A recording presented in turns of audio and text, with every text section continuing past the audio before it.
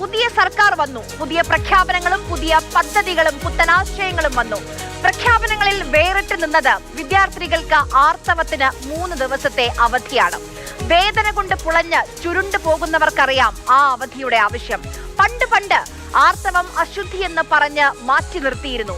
ഇന്നിതാ ചിലർ പറയുന്നു, ചില സ്ത്രീകൾ തന്നെ പറയുന്നു, ആർത്തവം പുറത്തറിയുന്നത് നാണക്കേടാണെന്ന്. ഇന്നത്തെ പ്രൈം സ്റ്റോറി ആർത്തവം അശുദ്ധിയല്ല.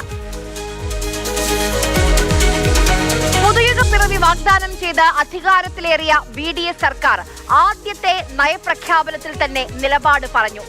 വേദനയുടെ പാരമ്യത്തിലുള്ള ആദ്യത്തെ 3 ദിവസം സ്കൂൾ തലം മുതലുള്ള വിദ്യാർത്ഥിനികൾക്ക് അവധി. Our commitment to girl students is reflected in Project Menstrual Dignity, under which we intend to make educational institutions and public spaces friendly for girls and women. My government also plans to announce up to 3 days of monthly menstrual leave for school students, along with weekend catch-up classes, so that these girls do not fall behind their studies. ആദ്യത്തെ നയപ്രഖ്യാപനത്തിൽ അങ്ങനെയൊരു നിലപാട് പറയണമെങ്കിൽ എത്ര ആലോചന, എത്ര പരിഗണന ആ വാക്കുകൾക്ക് പിന്നിലുണ്ടാകും. നമ്മൾ മനസ്സിലാക്കേണ്ടത് ഇതൊരു നിർബന്ധിത അവധിയല്ല. വേദനയുള്ള പെൺകുട്ടികൾക്ക് അവധിയെടുക്കാനുള്ള അവകാശമുണ്ടെന്ന് സർക്കാർ ഉറപ്പാക്കുകയാണ്. സ്ത്രീകളെ ചേർത്ത് പിടിക്കുന്ന ഒരു സർക്കാർ. ആ പ്രഖ്യാപനം പുരോഗമനപരമായ ഒരു കാൽവെപ്പാണ്. ഈ തീരുമാനത്തെ ആദ്യം എതിർത്തത് കേരളത്തിലെ ആദ്യത്തെ വനിതാ IPS ഉദ്യോഗസ്ഥയും ആദ്യത്തെ വനിതാ DGPയുമാണ്. എന്താണ് BJP നേതാവിന്റെ ആവലാതി? സർക്കാർ നയം പെൺകുട്ടികളെ അബലകളാക്കും. ആർത്തവാവധിയെടുത്താൽ നാട്ടുകാരറിയും, അത് നാണക്കേടാകും. അതായത് ആർത്തവത്തിന് അവധിയെടുത്ത് ക്ലാസ്സിൽ പോകാതിരുന്നാൽ നാട്ടുകാരറിഞ്ഞ് അത് നാണക്കേടാകില്ലേ എന്നാണ് ശ്രീലേഖയുടെ ആശങ്ക.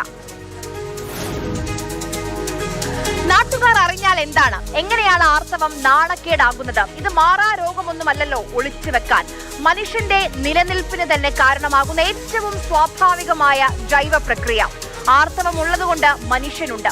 ആർത്തവം മറച്ചു വെക്കേണ്ട ഒന്നാണ് എന്ന ചിന്ത ഈ നൂറ്റാണ്ടിലും ഉണ്ടെന്നതാണ് അത്ഭുതപ്പെടുത്തേണ്ടത്. നോക്കൂ, സിനിമാ താരം അജു വർഗീസ് ഇട്ട ഫേസ്ബുക്ക് പോസ്റ്റ്. ആർത്തവം സ്വാഭാവികമായ ഒന്നാണ്. എന്നാൽ അതിനർത്ഥം എല്ലാ പെൺകുട്ടികളും അതിനെ തനിയെ നേരിടാൻ പെട്ടെന്ന് തയ്യാറാണ് എന്നല്ല.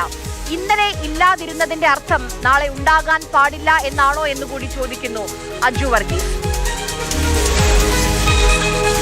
പണ്ടത്തെ പോലെയല്ല ഇന്ന്. 4ലും 3ലും ഒക്കെ പഠിക്കുന്ന കുട്ടികൾക്ക് പോലും ആർത്തവം ഉണ്ടാകുന്നു. ആ ദിവസങ്ങളിൽ ചിലർക്ക് പ്രാണൻ പോകുന്ന വേദനയാണ്. തലവേദന, തലചുറ്റൽ, ഛർദി. ചിലർക്ക് ആദ്യ ദിവസമെങ്കിൽ ചിലർക്ക് 2ാം ദിനം. അതുപോലെ ചിലർക്ക് വേദനയുണ്ടാവുകയുമില്ല. വേദന കടിച്ചു പിടിച്ച് ചിരിക്കാനും ജോലി ചെയ്യാനും പരീക്ഷ എഴുതാനും നിർബന്ധിതയാകുന്നത് ആ നാളുകളിലാണ്. ആ 3 ദിവസത്തെ വിശ്രമം അതൊരാശ്വാസമാണ്. ആ ദിവസങ്ങളിലെ ശാരീരികവും മാനസികവുമായ ബുദ്ധിമുട്ട് മനസ്സിലാക്കുന്നു ഒരു പരിഷ്കൃത സമൂഹം എന്നതിന്റെ തെളിവാണ് ആ അവധി.